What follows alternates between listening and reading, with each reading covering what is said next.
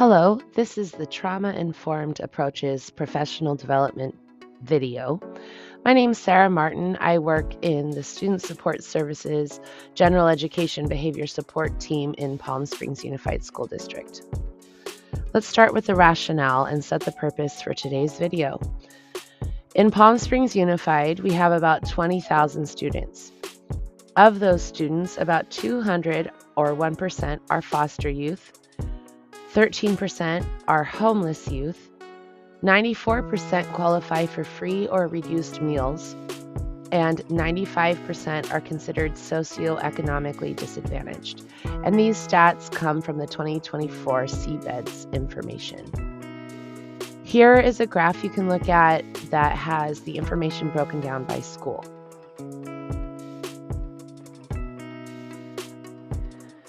We can't collect clear and accurate data on trauma that our scholars experience because it's often a private matter.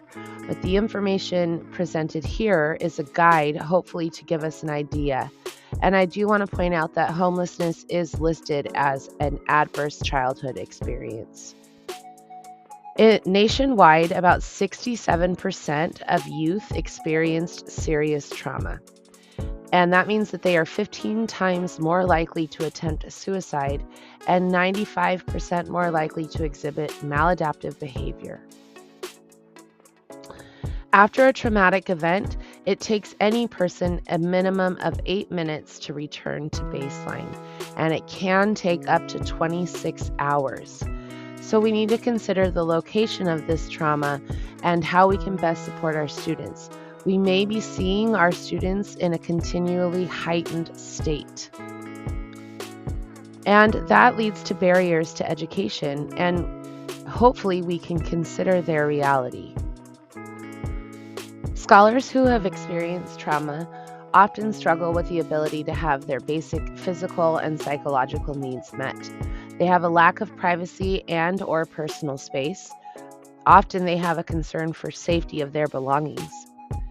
They have difficulty accessing medical and dental services, and they have higher exposure to violence and emotional stress. And we can consider setting events. Setting events are prior events or conditions, internal or external to the individual, that influence the probability and form of behavior presented by the student.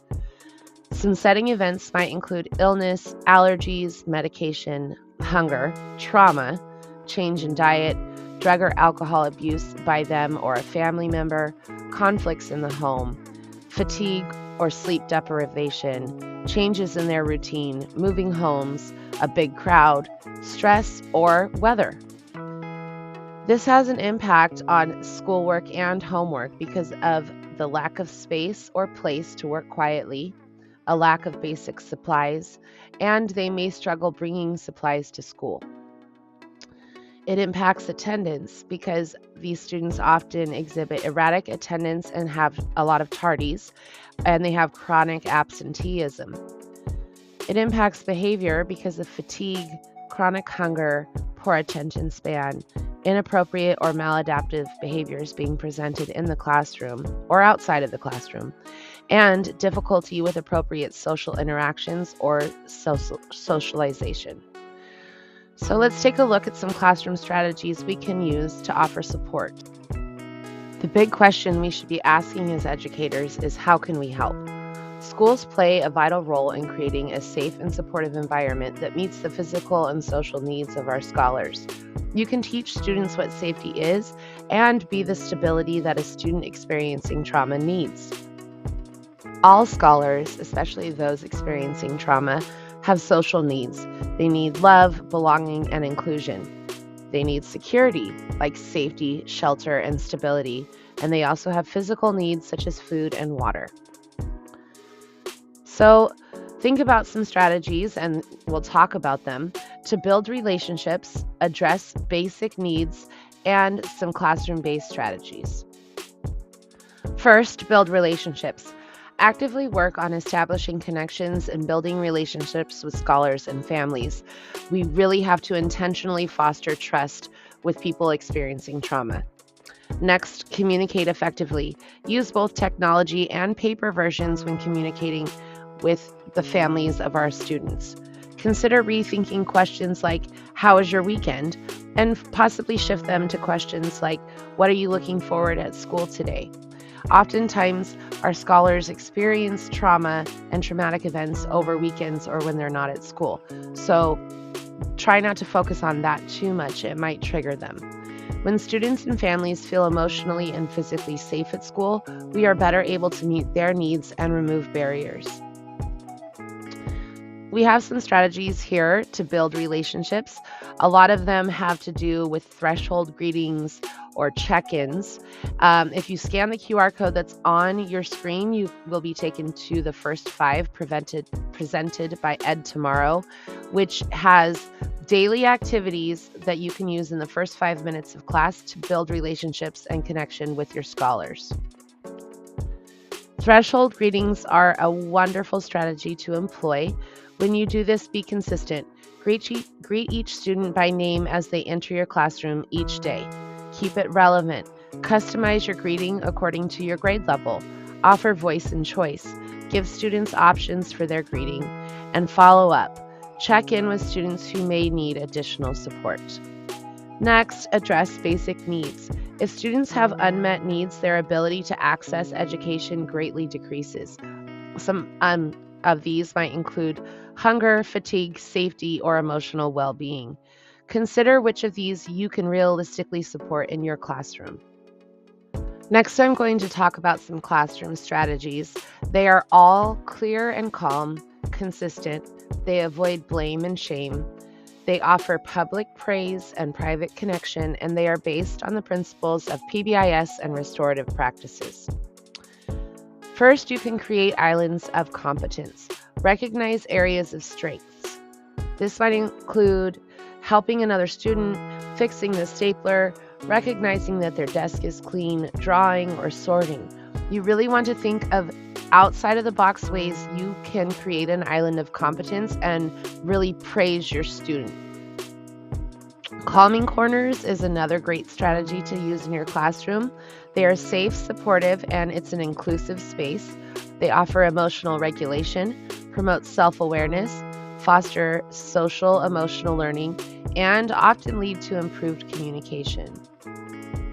Some extracurricular activities that you can try really do build connections with students.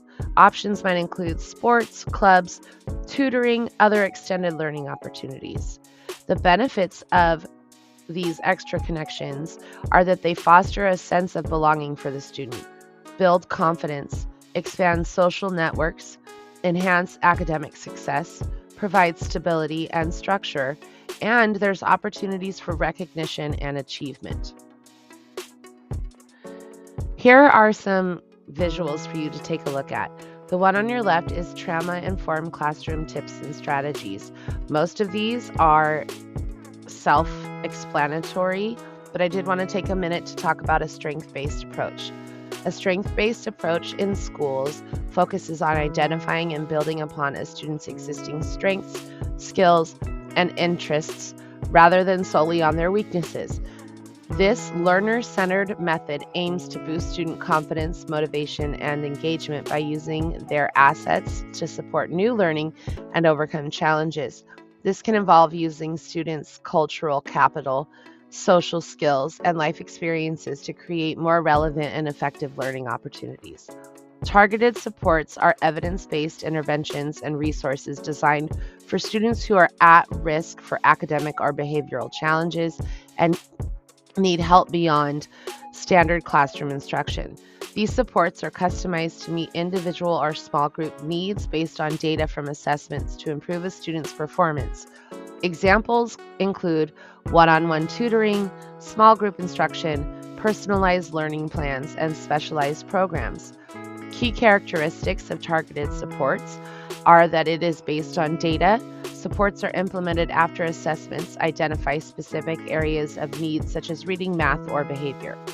They are student-centered. The interventions are tailored to the individual student's unique goals, needs, and characteristics. They are supplementary. They are provided in addition to not instead of the core curriculum and the universal classroom strategies.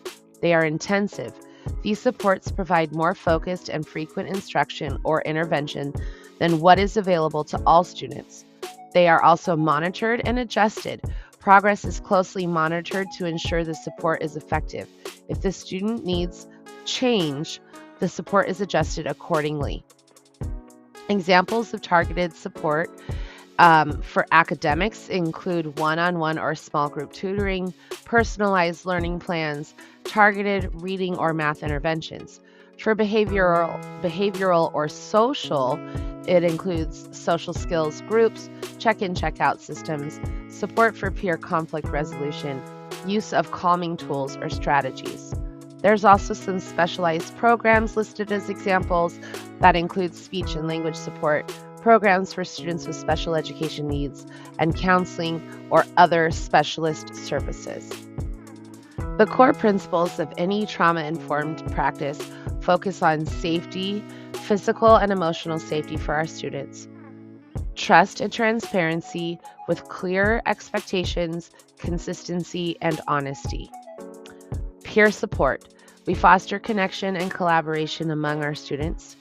Collaboration, giving students voice and choice to collaborate and empower. It also includes cultural awareness, valuing our scholars' experiences and identities, and it has a focus on build resilience by highlighting student strengths and growth. Remember to regulate before you educate. Make sure that you are regulated. Help students recognize and manage emotions before addressing academics. Use calming techniques like breathing exercises, movement breaks, and mindfulness. Have quiet spaces and remember to model emotional regulation. Thank you for watching the video. I hope that you have gotten a lot of good information out of it. If you have any questions or comments, please feel free to reach out to me.